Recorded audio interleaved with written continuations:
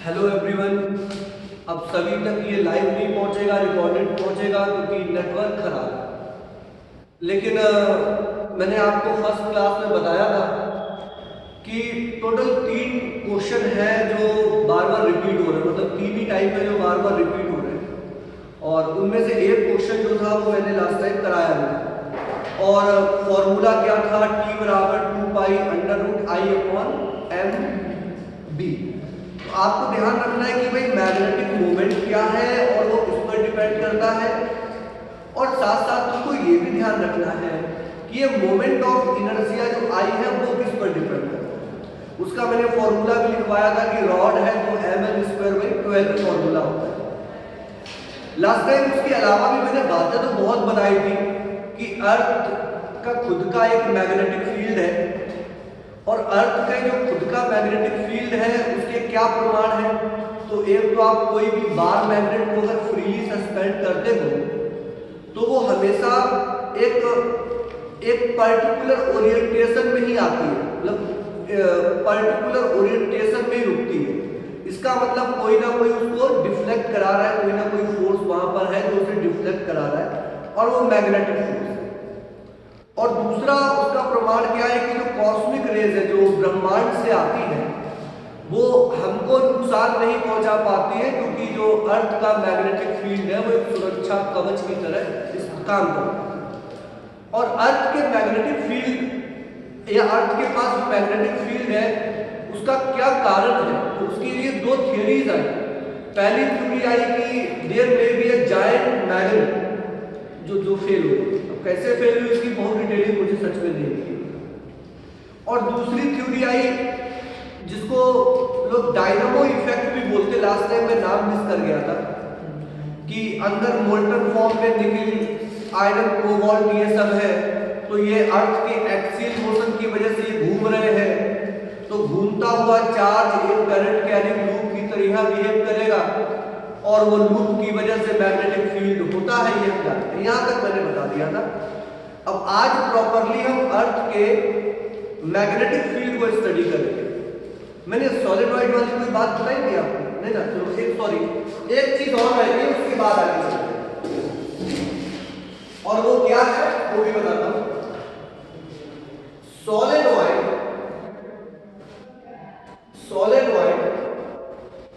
As bar magnet, solenoid as bar magnet. Solenoid आप लोगों ने इससे पहले वाले चैप्टर में पढ़ा होगा जिसका नाम है मैग्नेटिक इफेक्ट ऑफ करंट। उसमें मैं 2 चीजें बताता हूं कि इसमें सॉलिडॉइड में बताया जाता है एक आइडियल सॉलिडॉइड। आइडियल सॉलिडॉइड क्या होती है?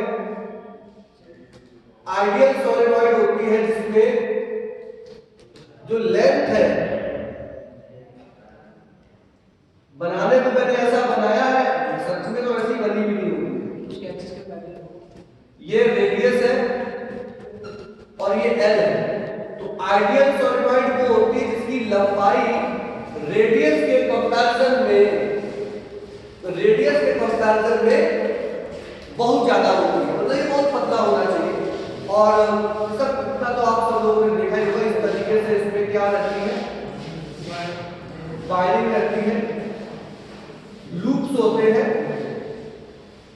तो पूरी बात और तो मैं आपको बता दूंगा यहां पर। तो जो आइडियल सॉलिडॉइड होती है उसमें मैग्नेटिक फील्ड इनसाइड, सॉलिडॉइड के भीतर मैग्नेटिक फील्ड का फॉर्मूला होता है म्यू नॉट एन, और इनसाइड जो फील्ड होता है वो होता है यूनिफॉर्म। और मैग्नेटिक फील्ड आउटसाइड होता है क्या? 0। ये आइडियल सॉलिडॉइड की बात है। और ग्राफ भी इसका बताया जाता है वेरिएशन ऑफ मैग्नेटिक फील्ड करके। तो यहां पर कोई कहे n क्या है, तो n होता है number of turns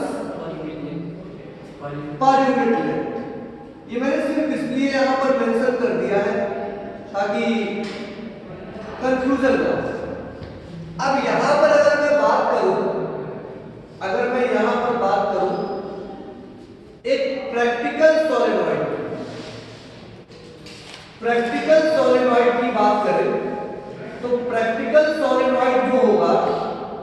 practical solenoid जो होगी, बता दीजिएगा।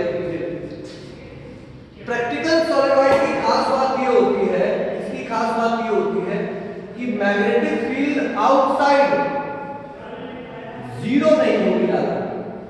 मैग्नेटिक फील्ड जो आउटसाइड है वो क्या नहीं होगी, जीरो। लेकिन अगर आप इसको कैलकुलेट करोगे ना तो एनसीईआरटी में इतना भयंकर सा डेरिवेशन दिया, पसीने छूट जाते। लेकिन उसकी मैं करता हूँ जुगाड़, और जुगाड़ किस बेसिस पे कि मैं सॉलिनॉइड को क्या मान लूंगा, बार में। इस टॉपिक की उपयोगिता आप समझो। तो जैसे ये सॉलिनॉइड है और ये कैसी सॉलिनॉइड है, प्रैक्टिकल सॉलिनॉइड है। पूरी तरीके से मैं नहीं बना रहा हूं, फिर आप ये मान लो कि जो सॉलिनॉइड है ये वायरिंग सब है, लूप्स में दिखा दो। तो जानते हो ये जो लाइन मैं खींच रहा हूं, इस लाइन को हम क्या बोलेंगे, एक्सिस। और यहां पर अगर कोई बिंदु है, यहां पर अगर कोई बिंदु है P, तो ये एक्सियल पॉइंट हो जाएगा। क्या हो जाएगा? अब यहां पर देखना, मैं आपको क्या समझाना चाहता हूं कि सेंटर से R दूरी पर, लेकिन ये R जो है ना वो इस लेंथ से क्या होना चाहिए, बहुत बड़ा। अरे एक और चीज है, मैं R पहले भी इस्तेमाल कर चुका हूं, उसको सिर्फ X माना, बहुत बड़ा। रीजन ये है कि बार मैग्नेट के फॉर्मूले तभी लगते हैं जब मैग्नेट क्या हो चुकी है, तो वो तो सारी हमको सेटिंग बिठानी पड़ेगी। तो मैग्नेटिक फील्ड जब लिखोगे ना P पर, तो उसका फॉर्मूला होगा 2Km/x3, ये इस तरीके से, ठीक है। लेकिन पॉइंट ये है कि ये सॉलिनॉइड है, इसका मैग्नेटिक मोमेंट क्या होगा, तो मैं आपको बता दूं, जो मैग्नेटिक मोमेंट होता है ना, इसका फॉर्मूला हो जाता है NIE।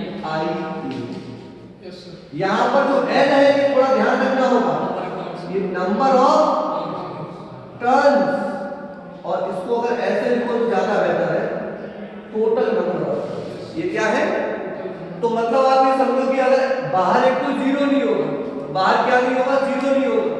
और अगर कैलकुलेट करने की बारी आ जाए तो हमको डेरिवेशन ना करके हम उसे बार मैग्नेट की तरह इस्तेमाल कर सकते हैं। तो मेरे लिए फॉर्मूला यहाँ पर ये हो जाएगा कि मैग्नेटिक फील्ड है P, 2K तो हमारा है μ0/4 और ये हो जाएगा NIA और डिवाइड बाई x3। क्लियर? अच्छा एक और चीज मैं आपको क्या यहाँ पर समझाना चाहता हूँ कि NIA जो है ना, ये हो गया मैग्नीट्यूड। क्योंकि यार जो मैग्नेटिक मोमेंट है वो कैसी क्वांटिटी है, वेक्टर, और NIA तो स्केलर हो गया। तो डायरेक्शन कैसे बताते हैं, तो आपको यहाँ पर ये भी याद रखना होगा कि डायरेक्शन के लिए आप क्या यूज करेंगे, right, RIGST, right hand rule. ये सब बातें याद रखने वाली होती है, जितना आपको मेमोराइज होता है चल राइट हैंड। और इस राइट हैंड रूल में क्या करना है, कि जो कर्ल है, कर्ल का मतलब होता है ये उंगलियों का घुमाव, कर्ल। तो कर्ल जो है वो इन सेंस ऑफ करंट, भाई लूप है ना, in sense of loop current, कि लूप में जैसे करंट है ना वैसे अपनी उंगलियां घुमा लेना, और जो थंब है आपका क्या है, थंब, वो क्या दे देगा, डायरेक्शन ऑफ मैग्नेटिक मोमेंट। एक अच्छी बात यह है कि अगर आप कभी भी इस चैप्टर को फॉलो करें तो हमेशा राइट हैंड रूल यूज, आप लेफ्ट हैंड रूल की आदत नहीं बनाए तो कंफ्यूजन भी होगा। ये करो, स्क्रू वाला करो, कुछ भी करो, हमेशा राइट हैंड रूल, तो कंफ्यूजन नहीं। तो आपको समझ आया डायरेक्शन। तो अगर मैं यहाँ पर जैसे आपसे पूछूं कि भैया डायरेक्शन क्या है, मैग्नेटिक मोमेंट की प्रैक्टिस अगर करी जाए तो समझना, जिससे लिखते हो वो राइट हो गया। तो ये करंट वाला कैसी हो रही है, ये थ्री डायमेंशनल बॉडी है, भीतर से घुस के यू निकल देखो यू, ये क्या हुआ, राइट, क्या हुआ, तो मैग्नेटिक मोमेंट की डायरेक्शन क्या होगी, राइट। तो यार ऐसे कर सर ये दिस इज हॉरिजॉन्टल, डायरेक्शन देखिए, दिस जो भी देखो दिस इज हॉरिजॉन्टल, हां देखा होगा, तो या तो ऐसे जाएगा या ऐसे आएगा, तो ये करंट सामने से आ रही है ना, तो तुम्हारी उंगलियां यूं सामने आ, यूं सामने, समझे? तो यहाँ से जब गिरा गिरा लगेगा कलाई होती है। तो एक चीज ये होगी, अब थोड़ा सा मैं आपको ऐसे पॉइंट बता दूं जहाँ पे सवाल आया है, और ये सवाल स्पेशल मेंशन में कर रहा हूँ नीट एग्जाम में, स्पेशल मेंशन।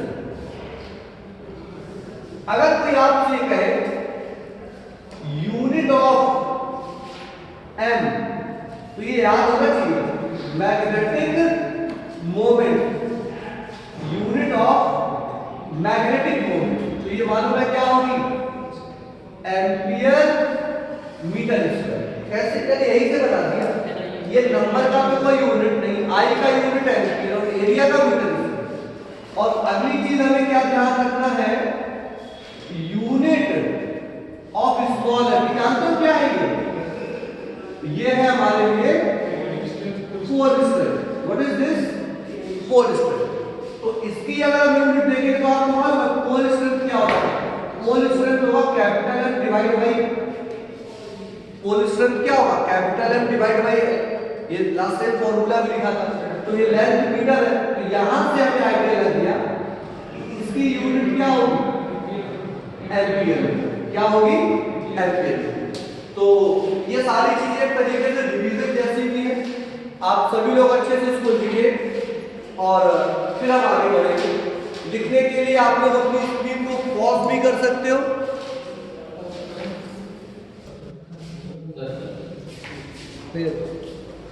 तो जो हमारा नेक्स्ट टॉपिक है वो है गॉस लॉ इन मैग्नेटिज्म।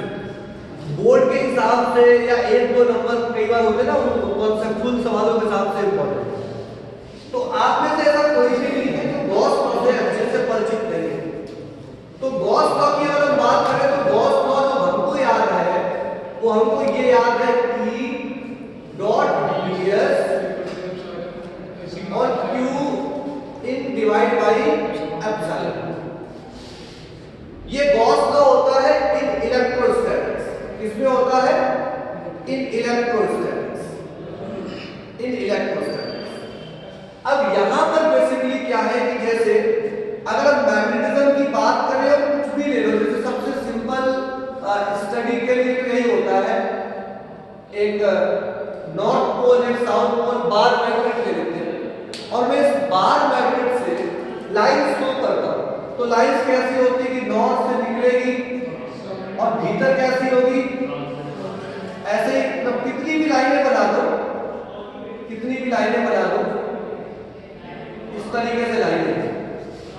अब है क्या कि अगर तुम कोई भी एक गॉसियन सरफेस चूज कर लो,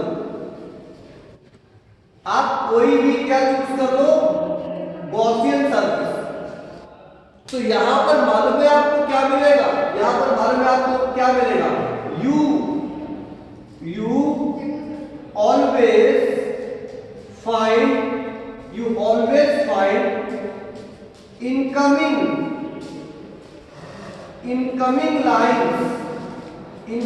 lines बराबर outgoing lines। इसका मतलब यह हुआ कि तुमको हमेशा जो फ्लक्स है, कौन सा फ्लक्स, मैग्नेटिक, नाम लिख देना, बढ़िया बात है, मैग्नेटिक फ्लक्स हमेशा तुम्हें क्या मिलेगा, जीरो। कोई भी गॉसियन सरफेस ले लो यार, तुम कोई भी गॉसियन सरफेस ले लो, कोई भी गॉसियन सरफेस ले लो, आपको हमेशा यही मिलेगा। और आपको एक चीज बताओ कि जैसे ये जो गॉसियन सरफेस है, इसमें आपको ऐसा नहीं दिख रहा, लग रहा 3 निकल रही और 1 ही आई, क्योंकि इस गॉसियन सरफेस में हमने सिर्फ क्या माना है, नॉर्थ। क्या माना है, नॉर्थ। जबकि यूनिपोल मतलब अकेला नॉर्थ तुमको कभी मिलेगा नहीं, अकेला पोल कभी आपको मिलेगा नहीं। तो जब आप मैग्नेटिज्म में गॉस लॉ लिखते हो तो वो ऐसे लिखा जाता है कि B डॉट ds बराबर क्या होगा, 0। ये जो इक्वेशन लिखी गई है, ये जो इक्वेशन लिखी गई है, ये है गॉस लॉ इन मैग्नेटिज्म। और कोई आपसे कहे कि गॉस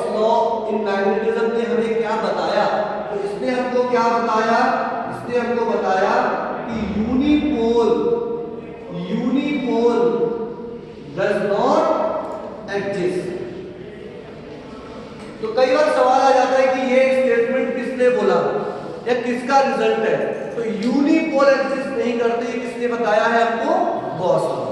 किसने बताया हमको? Gauss law. याद रखना कि अगर इस तरीके से हमारे पास एक मैग्नेट है, this is north, this is south, आप ऐसे तोड़ दो तो तोड़कर ऐसा नहीं कि नॉर्थ अलग कर दोगे और साउथ अलग कर दोगे। It is not possible to separate two poles, it is not possible separate two poles. इसको जल्दी से आप लोग नोट करें, फिर मैं चलता हूं अपने अगले सेक्शन पर। और ऑनलाइन वाले स्टूडेंट नोट करने के लिए पॉज कर सकते हैं स्क्रीन को। यहां पर एक डाउट आया है, और वो डाउट ही आया है कि एक स्टूडेंट कह रहा है कि यूनिपोल वाला कंसेप्ट समझ में नहीं आता। एक्चुअली यूनिपोल वाला कंसेप्ट क्यों समझ में नहीं आता, क्योंकि थोड़ा धोखा है। जब भी मैं मैग्नेट बनाता हूं तो मैं एक सिरे को नॉर्थ बोल देता हूं, एक सिरे को साउथ बोल देता हूं, तो हमको ऐसा लगता है कि एक मैग्नेट में असलियत में दो ही पोल होते हैं, बट यही गलत है। एक मैग्नेट में मैं आपको बताऊं ऐसे ऐसे करके असंख्य पोल होते हैं। वो बात अलग है कि कैलकुलेशन में सिर्फ एंड वाले मैटर करते हैं, बीच वाले आपस में एक दूसरे को कैंसिल करते हैं। तो आपको ये समझना पड़ेगा कि अगर आप एक छोटा सा हिस्सा भी लोगे, छोटा सा भी हिस्सा कंसीडर करोगे, तो उसमें एक नॉर्थ भी आ जाएगा, उसके बगल में क्या आ जाएगा? साउथ। तो आप ऐसे समझो, आप कितना भी स्मॉल मैग्नेट से को कवर करते हुए सर्फेस लोगे ना, उसमें पॉजिटिव और नेगेटिव दोनों मिलेंगे, जिसकी वजह से जो चार्ज एनक्लोज्ड है, यहाँ चार्ज ना बोलकर इसको मैग्नेटिक चार्ज बोल सकते हैं, मैग्नेटिक चार्ज एनक्लोज्ड है वो जीरो रहता है, और उसकी वजह से फ्लक्स हमेशा जीरो होता है। तो आप ये कह सकते हो कि whenever you see this is north, this is south, ये धोखे वाला डायग्राम है। असलियत में नॉर्थ के बगल में साउथ होगा, उसके बगल में नॉर्थ होगा, उसके बगल में साउथ होगा, ऐसे यहाँ पर असंख्य होते हैं। लेकिन ये कभी भी आप अगर छोटा सा पोर्शन लोगे, तो उसमें जितने नॉर्थ पड़ेंगे उतने ही साउथ पड़ेंगे, जिस वजह से नेट मैग्नेटिक चार्ज सरफेस पे हमेशा जीरो आएगा। इसीलिए गॉस ने जब मैग्नेटिज्म के लिए अपनी इक्वेशन लिखी तो ये लिखी कि B डॉट ds हमेशा क्या होगा? B डॉट ds हमेशा क्या होगा? 0। आपको याद ही रखना है कि यूनिपोल मतलब अकेला नॉर्थ अकेला साउथ नहीं मिल सकता। यह बात इसी लॉ के अंतर्गत कही गई है, जल्दी से आप लोग नोट कर ले स्क्रीन को पॉज करके, तो आसानी है। तो आज का ये हमारा एक तीसरा टॉपिक है और आज यही हमारा लास्ट वीडियो।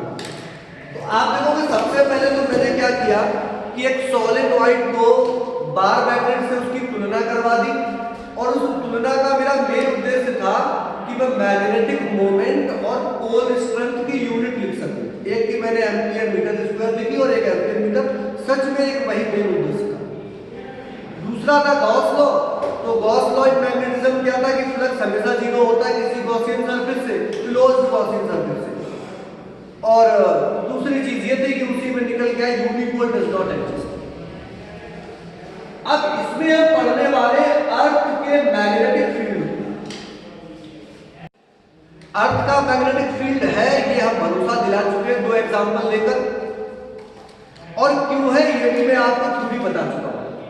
हमें अब सिर्फ उसकी स्टडी करनी है, उसकी वैल्यू की कितनी वैल्यू है, डायरेक्शन क्या है।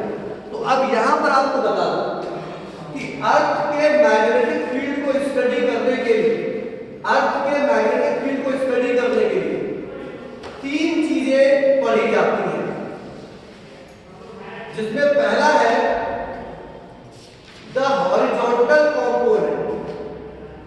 पहला है द हॉरिजॉन्टल कंपोनेंट। हर एक का पर्पस भी बताऊंगा आपको। हॉरिजॉन्टल कंपोनेंट, और इसको डिनोट कर दिया मैंने dx से। This is not magnetic field of earth, ये उसका एक कंपोनेंट। और दूसरा है इंक्लाइनेशन।